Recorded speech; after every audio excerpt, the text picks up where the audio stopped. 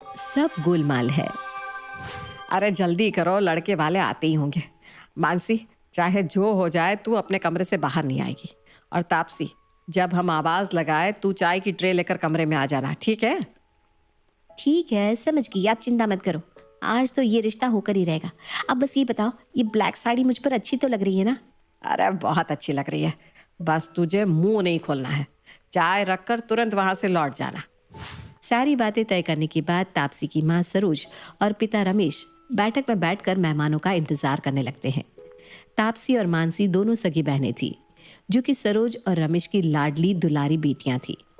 माता पिता ने दोनों बेटियों को अथाह लाड दुलार से बड़ा किया था। कभी दोनों बेटियों में कोई अंतर नहीं समझा और ना ही कभी कोई भेदभाव किया। हंसी खुशी बचपन बिताने के बाद जब वो दोनों जवानी की दहलीज पर पहुंची, तब उन्हें समझ में आया कि बड़ी बहन मानसी और छोटी तापसी माता पिता के लिए चाहे एक सी हो, लेकिन दुनिया के लिए उन दोनों में जमीन आसमान का अंतर था। जहां तापसी गोरे रंग रूप वाली एक रूपवती लड़की थी, तो वहीं मानसी का रंग कृष्ण कन्हैया की तरह सांवला था। दोनों बहनों के रंग रूप में वैसा ही अंतर था जैसे सुबह और शाम में होता है। दुनिया चाहे जितनी भी आगे बढ़ गई हो, लेकिन हिंदुस्तान में आज भी लोग सांवले रंग की बेटी को तो लाड़ और प्यार से पाल लेते हैं, लेकिन बहू आज भी सबको गोरी ही चाहिए। और गोरे रंग के इस ऑब्सेशन के चलते सांवली लड़कियां चाहे जितनी भी योग्य हो, उन्हें हमेशा छोटा ही महसूस होता है। बस यही कारण था कि कोई भी मानसी को शादी के लिए पसंद नहीं कर रहा था। जहां भी रिश्ते के लिए उसकी फोटो भेजी जाती, हर बार जवाब में ना ही सुनने को मिलता। बड़ी बेटी मानसी के लिए कहीं ढंग का रिश्ता नहीं मिल रहा, और जब तक बड़ी बेटी की शादी नहीं हो जाती, हम छोटी तापसी की शादी भी नहीं कर सकते। मुझे तो बस अब इस बात का डर है कि कहीं ऐसा ना हो कि बड़ी के चक्कर में छोटी की शादी की उम्र भी निकल जाए। अगर हमने बड़ी से पहले छोटी की शादी कर दी ना, तो बड़ी की शादी की रही सही उम्मीद भी चली जाएगी। वो बेचारी तो पहले ही अपनी किस्मत की मारी है। न जाने भगवान ने किस जन्म के अपराध का फल दिया है कि मेरी इतनी होनहार और गुणी बेटी को ऐसा रंग दे दिया। कोई भी उसे अपनाने के लिए तैयार ही नहीं है। अब हम क्या करें सरोज, आखिर ऐसे हाथ पर हाथ रखकर भी तो नहीं बैठ सकते। अब मुझे समझ में आ रहा है कि आखिर बिहार में पकड़वा ब्याह इतना प्रचलित क्यों है। जब घर में जवान ब्याह लायक बेटी कंवारी बैठी हो, तो बाप के दिल पर क्या गुजरती है, ये मैं अब बहुत अच्छी तरह समझ रहा हूँ। आखिर जब कहीं पर भी बेटी का रिश्ता पक्का नहीं होता, तब वो बेचारे थक हार कर किसी लड़के को उठाकर उससे अपनी लड़की की शादी करवाते होंगे। ये कैसी बात कर रहे हैं आप? कहीं आप भी तो अपनी बेटी के लिए किसी लड़के को उठाकर नहीं लाने वाले हैं ना? नहीं नहीं सरोज, मैं ऐसा कुछ भी नहीं करने वाला हूँ। मैं किसी को उठाकर तो नहीं लाऊंगा, लेकिन मैंने कुछ सोचा है। अब मैं और इंतज़ार नहीं कर सकता।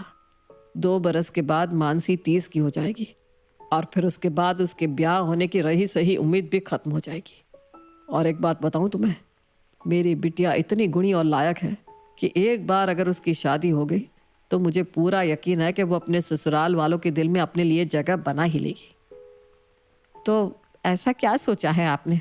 साफ साफ बताइए ना मुझे।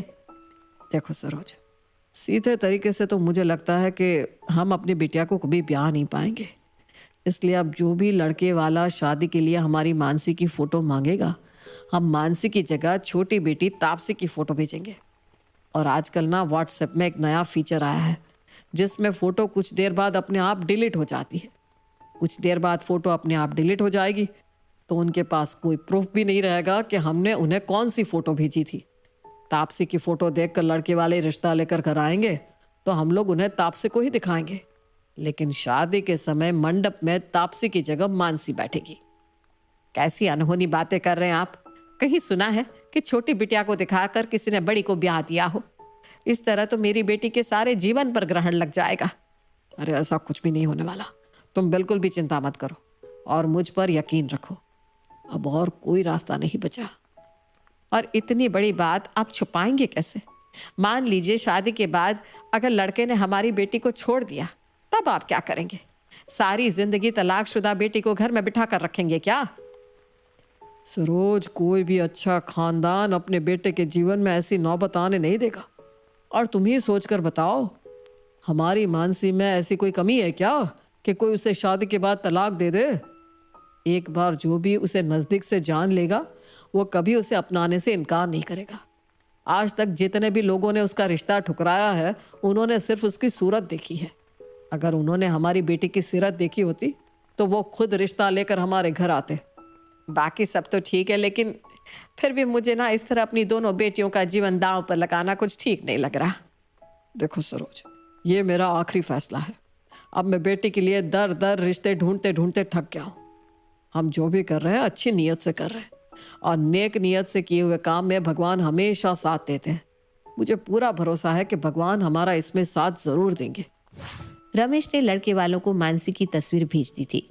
तस्वीर देखते ही लड़के वालों ने लड़की देखने के लिए हामी भर दी थी, और जैसा उन्होंने सोचा था कुछ देर बाद फोटो को डिलीट भी कर दिया। कुछ देर बाद लड़के वाले मानसी के घर पहुंच जाते हैं। कुछ देर की औपचारिक बात के बाद सरोज मानसी को आवाज देती है। मानसी बेटा, चाय लेकर आओ, सबसे मिल लो बेटा। माँ की आवाज़ लगाने पर तापसी चाय की ट्रे लेकर कमरे में आती है और सबको चाय देने के बाद हाथ जोड़कर नमस्ते करती है। कुछ पलों तक सोफे पर बैठने के बाद वो कमरे से बाहर निकल जाती है। विपिन के माता पिता नहीं थे। वो अपने मौसा मौसी के साथ मानसी को देखने आया था। बहन जी, बिटिया तो आपकी बहुत खूबसूरत है। हमारी तरफ से तो आप हाँ ही समझिए। हमारे विपिन को तो आपकी बिटिया फोटो देखकर ही पसंद आ गई थी, लेकिन फिर भी वो हमें एक बार मानसी से मिलवाना चाहता था। उसका कहना था कि मम्मी पापा के जाने के बाद हम दोनों ही अब उसके लिए माता पिता के समान हैं, तो हमारे आशीर्वाद के बिना वो रिश्ता पक्का नहीं करेगा। बस इसीलिए हम बिटिया से मिलने चले आए।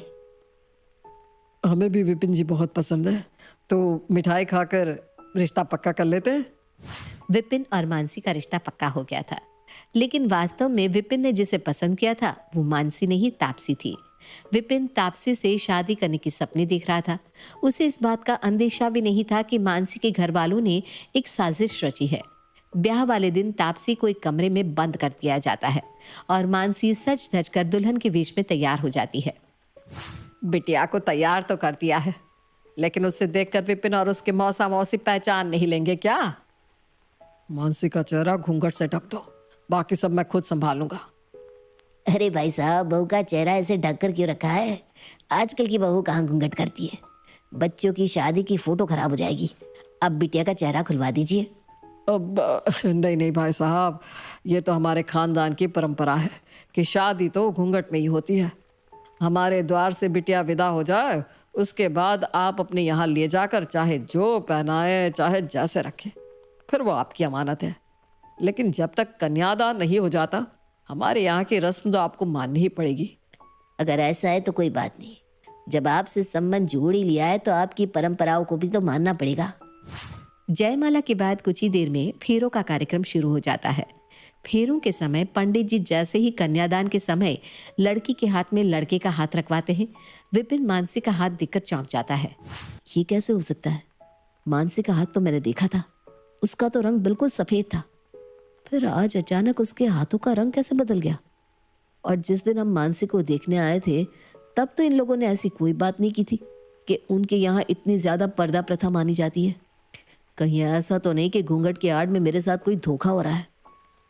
रुक जाओ आप लोग, जब तक दुल्हन अपना घूंघट ऊपर नहीं करेगी मैं फेरे नहीं करूंगा। ये कैसी बात कर रहे हो बेटा? मैंने अभी थोड़ी देर पहले ही कहा ना, हमारे यहाँ लड़कियाँ फेरों से पहले अपना मुंह नहीं दिखाती। पापा जी, मैं आपकी बात मानता हूँ कि आपकी यहाँ बेटी सबके सामने मुंह नहीं दिखा सकती, लेकिन मैं तो उसका होने वाला पति हूँ, मुझे तो अपना चेहरा दिखाई सकती है। विपिन की बात सुनकर रमेश बाबू के पैरों के नीचे से जमीन खिसक जाती है और दुल्हन के वेश में सजी हुई मानसी के हाथ पैर कांपने लगते हैं। वो जोर जोर से रोने लगती है। लगता है विपिन जी ऐसे नहीं मानेंगे। यहाँ सारे समाज के सामने अपनी इज्जत उछलने से अच्छा है कि मैं इन्हें अंदर कमरे में ले जाता हूँ और वहाँ ले जाकर अपनी बात समझाने की कोशिश करता हूँ। अब ठीक है बेटा, आप अंदर हमारे साथ कमरे में चलिए, हम आपको दुल्हन का चेहरा दिखाते हैं। विपिन और उसके मौसा मौसी मानसी और उसके मम्मी पापा के साथ एक कमरे में जाते हैं। वहां जाकर मानसी अपना घूंघट उतार देती है। विपिन जी देखिए, तमाशा मत करिए, सारी बिरादरी जमा है, मेरी इज्जत पानी में मत मिलाइए। मेरी बेटी बहुत लायक है, आपके घर को स्वर्ग बना देगी, बस आप इस शादी से इनकार मत करिए। ये क्या चल रहा है यहाँ? ये मानसी नहीं है। आप लोग मेरे साथ धोखा कर रहे हैं। कौन है ये? सच सच बताइए, ये किस लड़की को मेरे साथ चिपका रहे हैं आप लोग? विपिन बेटा, यही मानसी है, और जिसे आप लोगों को मानसी बनाकर हम लोगों ने दिखाया था वो मेरी छोटी बेटी तापसी है। हम लोगों ने आपके साथ जो भी किया खुशी खुशी नहीं किया। हम लोगों की इसके पीछे बहुत बड़ी मजबूरी थी। हमारी मजबूरी को समझने की कोशिश करो बेटा। बड़ी बेटी मानसी की शादी ना हो पाने के कारण हमें अपनी छोटी बेटी को भी मजबूरी में घर पर बिठाना पड़ रहा है। कोई भी लड़का मानसी को देखने के बाद शादी के लिए हाँ ही नहीं कर रहा था, जबकि मेरी बेटी बहुत समझदार है। मैं लिख कर दे सकती हूँ कि ये जिस घर में भी जाएगी वहाँ सबके दिलों पर राज करेगी। मेरी बेटी में हर वो गुण है जो एक अच्छी पत्नी और बहू में होना चाहिए, लेकिन फिर भी इस समाज को मेरी बेटी के गुणों की कोई कदर नहीं है। सभी को गोरी चमड़ी वाली लड़कियां ही पसंद आती है। बस इसीलिए हमने आपको वही दिखाया जो हर लड़का अपनी पत्नी में देखना चाहता है, मतलब कि गोरा रंग। आपको क्या लगता है आप लोग मुझे ऐसी इमोशनल कहानी सुनाएंगे और अपने किए हुए गलत काम को सही साबित कर देंगे? ये सब बातें करने से आप लोगों की गलती कम नहीं हो जाती? मेरे लिए तो वही मानसी है जिसे मैंने उस दिन आपके घर पर देखा था। आप सब अभी के अभी मानसी को बुलाइए। बस करो प्लीज, मैं ही मानसी हूँ। भगवान के लिए मुझसे मेरी पहचान मत छीनो। मेरा कसूर बस इतना सा है कि मेरा रंग बाकी की सुंदर लड़कियों जितना गोरा नहीं है, इसलिए आपको दिखाने के लिए थाली में सजाकर मेरी छोटी बहन दिखाई गई थी। मेरे काले होने के सिर्फ मुझे नहीं, मेरे माता पिता को भी बरसों से सजा मिल रही है।